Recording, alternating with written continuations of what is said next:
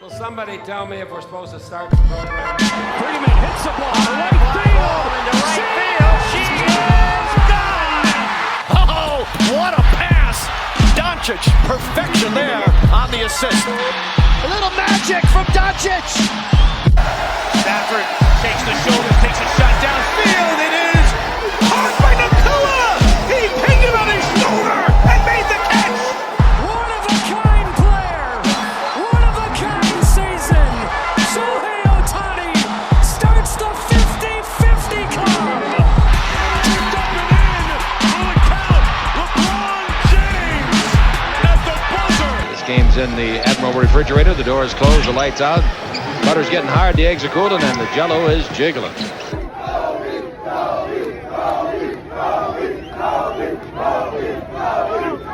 Welcome everybody, this is the LA Sports Roundup. I am your host, Mike Andrade. I'm sitting here recording, it's Thursday, July 31st, 2025. Hope everyone is having a great week so far, and I hope everyone is having a happy and healthy July, just like our boy from the Los Angeles Lakers, Luka Doncic, who has transformed his body. Let's get into that for a little bit, huh? So, Luka Doncic, he starred in the cover of Men's Health, the title here on the website, and I believe it's on the cover page. It's Luka Doncic 2.0 has entered the chat. I'll read you guys a little bit of what it's saying on the website of Men's Health. It's an early morning in July in a quiet town of Croatia, and the five-time NBA All-Star is alone on a private basketball court, working out with his trainer. I'm probably going to butcher the name. Anze Machek. Midway through a 90-minute session that blends weight training, agility work, and shooting drills, this is the first of the day's two workouts for the Los Angeles Lakers star in what may be the most pivotal season of his career. And he's doing it fasted just as he's done for much of the summer. At the moment, he's driving to the basket, a thick resistance band strapped to his waist, pulling against him during every shot. The workouts consist of a series of circuits, each set up to include on-court challenges, like those reps, and an upper body and lower body exercise. The facility, which is located in the town of where Doncic has vacationed every summer since he was a teen, didn't have weights until earlier this month when he had dumbbells, barbells, weight plates, and med balls trucked in. Now Doncic can do everything from trap bar deadlifts to a landmine overhead press, and he works through sprints and jumps on an outdoor track too. Alright, we'll stop there. So, it's pretty shocking, I would say.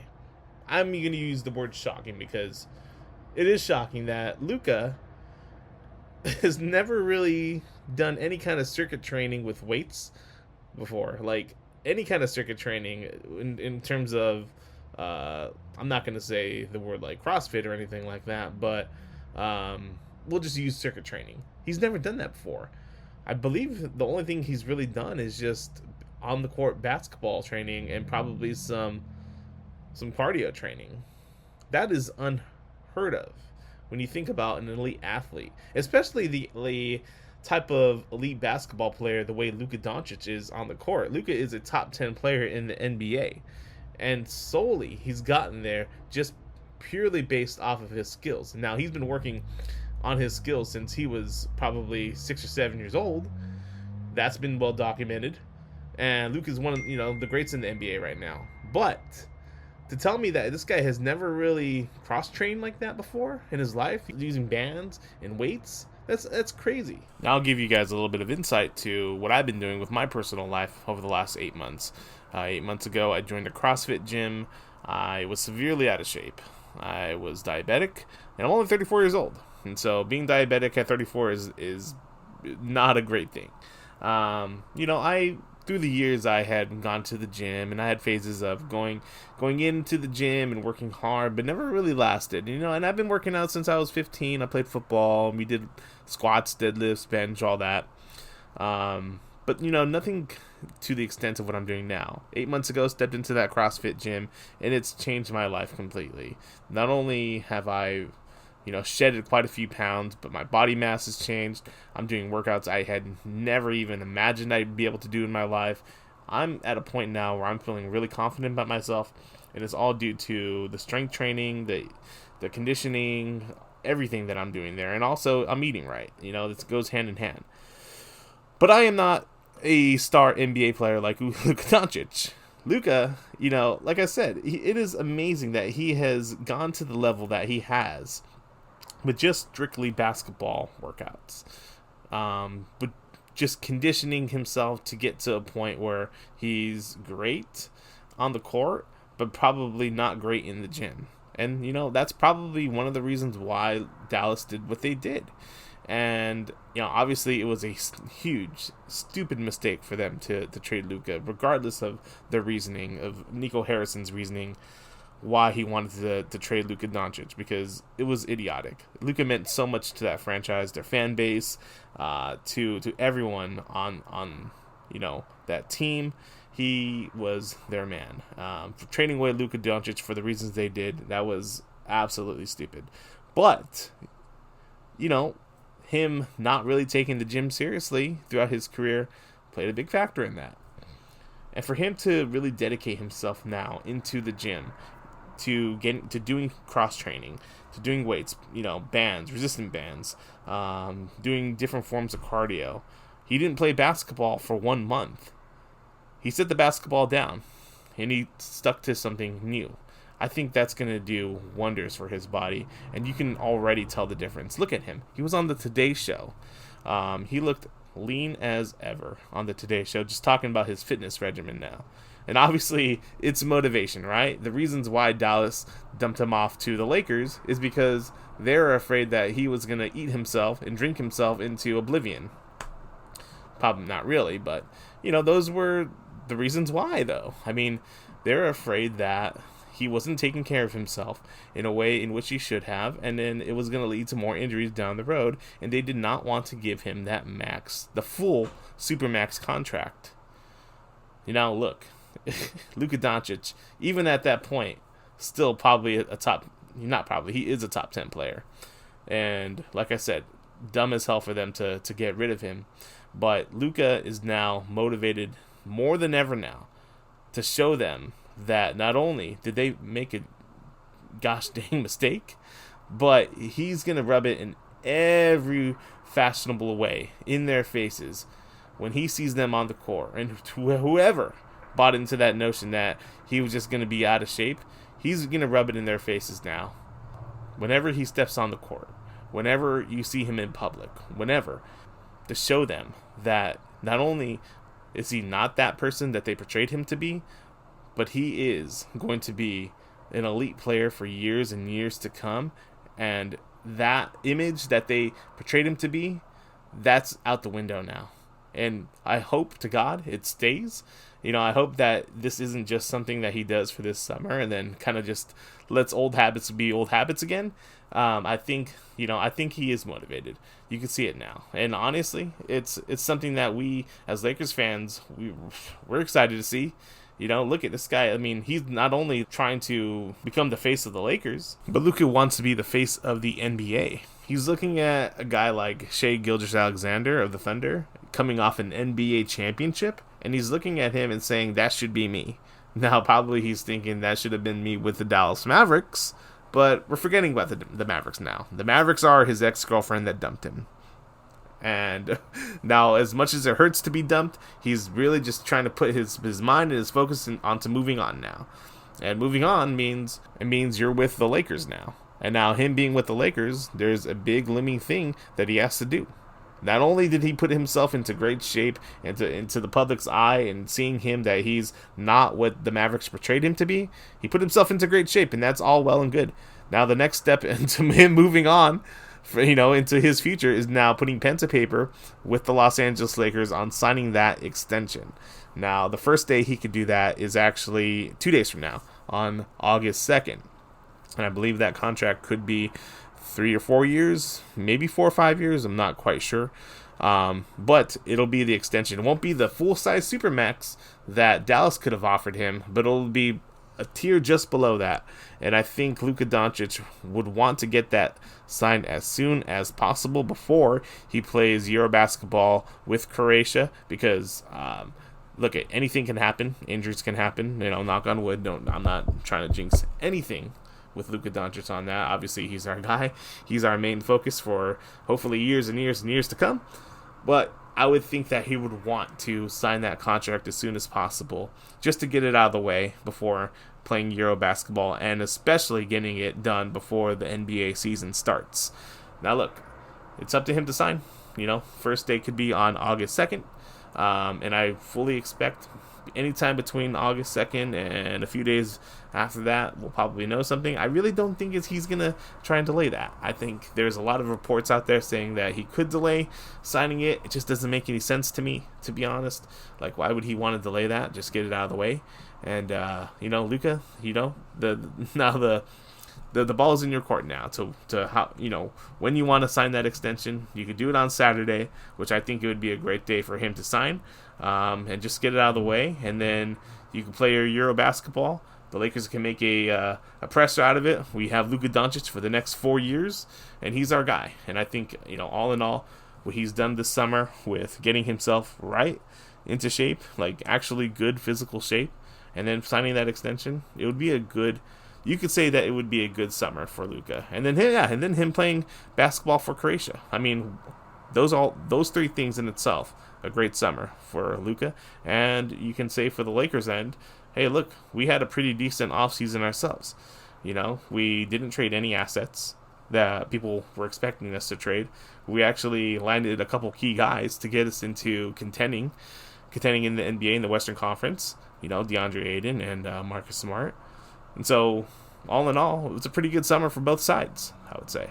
Now, switching gears here, guys, we're going to talk a little bit of Rams football. I was able to go to LA Rams training camp yesterday with my family, and we had a great time. It was over at Loyola Marymount University, a place that I'm pretty familiar with. I used to be a camp counselor, and we used to do summer camps over there at LMU, so it was pretty good going back into the university that I used to work at for 2 summers. But yeah, let's talk about the Rams. The Rams are looking good this, coming into the summer, going into this season. I feel like, honestly, they are Super Bowl contenders. Now, I just looked at some power rankings. I looked at Fox Sports, and Fox Sports has them ranked number 12 in the power rankings, which means it's a little low, I think. Let's read what they have. So Fox Sports, put a little column out on why they ranked them number 12. Adding receiver Davante Adams to the mix, replacing a declining Cooper Kupp, feels like exactly what quarterback Matthew Stafford needs in what might be the final act of his career, and helps Sean McVay kick the offense right back into gear. The defense, on the other hand, is what's holding them back, and it's ranked 26th overall last season, and they did almost nothing to upgrade it in the offseason. That's what's keeping them from being a top 10 team and joining the elite. They're not wrong. They're not wrong. Lots of times last season, and look, injuries were a big factor with this team, especially early on when the team started, I believe, was it 1-4 around there? Things were not great, but injuries took over in the early part of the season, and they spent a lot of time trying to get back right, healthy, and whole going into the later half of the season. And there was a lot of times where there were just guys in and out of the lineup, switching guys out, especially putting in younger guys, into especially our defense, into our secondary, the linebacker, the safeties position, and that's where the Rams would get burned a lot last season. Lots of times, we were good when teams would run the ball. As well, only when we would play the Philadelphia Eagles and we would get run up on by Saquon Barkley. But other than us playing the Eagles, like teams running the ball, we were good. Our interior defense with our linebackers, we held it down, especially Jared Verse. Jared Verse, the defensive rookie of the year, he held it down for this team last year, and he was pretty much the igniter in the defense. But on our secondary, we got burned so many times last season. It was just from, not having stability up in the secondary. And so I think coming back together, having the guys whole, hopefully we could stay healthy. I think that's going to make a major difference in the beginning part of the season, and it's just going to build continuity going into the later half and going into the playoffs. And we saw it in the playoffs this past season, against the Minnesota Vikings. I mean, we absolutely shut them down in that game. We only allowed for 9 points in a playoff game. That is huge, and that's all directly because our guys finally were able to come together and be the unit that we could think they could be, but they actually put it together in the playoffs. And so, look, it didn't happen against the Philadelphia Eagles. Like I said, they were kind of just a monotony against us. It didn't really work well, but we almost won that game as well. So, look, I think the Rams are a lot closer than what they're alluding to. I think this Rams team, look, anything can happen with injuries. Matthew Stafford, he's already having a back injury, which is preventing him from doing anything in training camp right now. We didn't even see him yesterday out there. It was Jimmy Garoppolo, and it was another quarterback. I can't remember his name. Stetson Bennett. They're out there. Yeah, Stetson Bennett. They're out there leading the first and the second teams out there on offense and defense.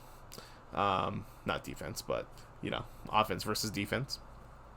And so, look, those were the guys. Those are the two quarterbacks leading the way, and I suppose that those are going to be the two quarterbacks in the preseason games, and we'll see if Matthew Stafford can be healthy to start the regular season. But barring injury, I think this team is a lot closer than what people are alluding to, because they're looking at the Eagles, they're looking at the Commanders, they're looking at other teams that are, I feel like they're not really that ahead of us. Obviously in the AFC, you got the Chiefs and, the Baltimore Ravens, and then those guys, look, that's fine. But in the NFC, I think it's the Eagles, the Packers, and then us, the Rams.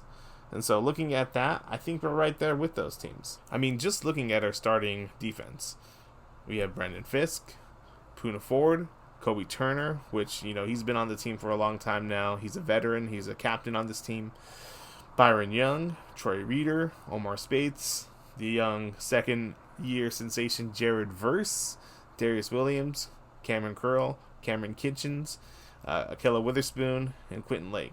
Look, those guys are young, they're dynamic, and they can make a lot of noise, especially being led by Jared Verse. If Jared Verse can up the ante from what he did as a rookie, taking that into his sophomore year, being kind of like, he is the leader of this defense now. I think he was that void was there when Aaron Donald left, and people didn't know who was going to take it. But it was quickly filled by Jared Verse. I mean, he was the defensive rookie of the year for a reason.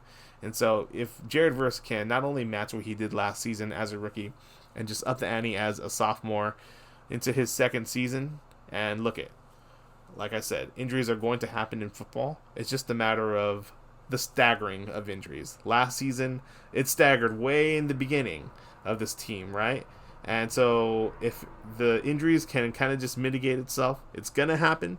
But if injuries can just take place slowly throughout the season where it doesn't cause a bunch of guys to be out, especially in games where it's like, okay, we need these guys. And especially games that are consecutive together, weeks that are consecutive together.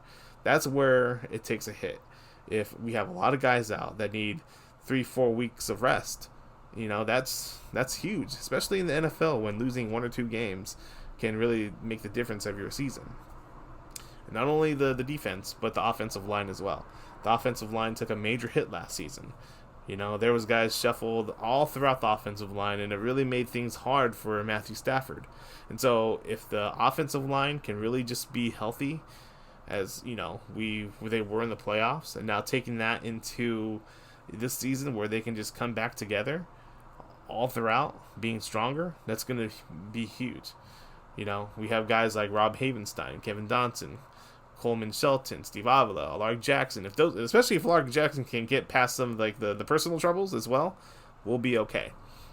But it's about just getting healthy with this team, just staying healthy, and just riding that continuity together. And if so, they will be in that class of where the Eagles are, the Packers are in the NFC West. Hey, look, it's nice that we're in training camp right now, but I just can't wait for football to come back. And the sooner football games are on Sundays and Mondays and Thursdays and sometimes Saturdays, the better my life will be. But yeah, that concludes today's podcast. I appreciate every single one of you guys that are listening. Again, we have some really exciting things coming up Saturday and Sunday. This coming Saturday and Sunday, Wrestling with Ryan presents our first live stream for WWE SummerSlam coming up.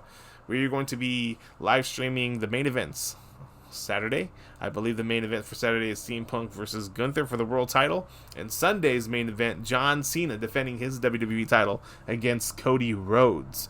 We're going to be live streaming, guys, so tune into our YouTube and to our Instagram for that live stream. I can't wait to see how it comes out, and I really appreciate you guys for all that you do for supporting Lace 'em Up, and if you want to jump on in for our live stream, feel free and do so. But I appreciate you guys. Thank you guys very much for listening. And until next time, we'll see you.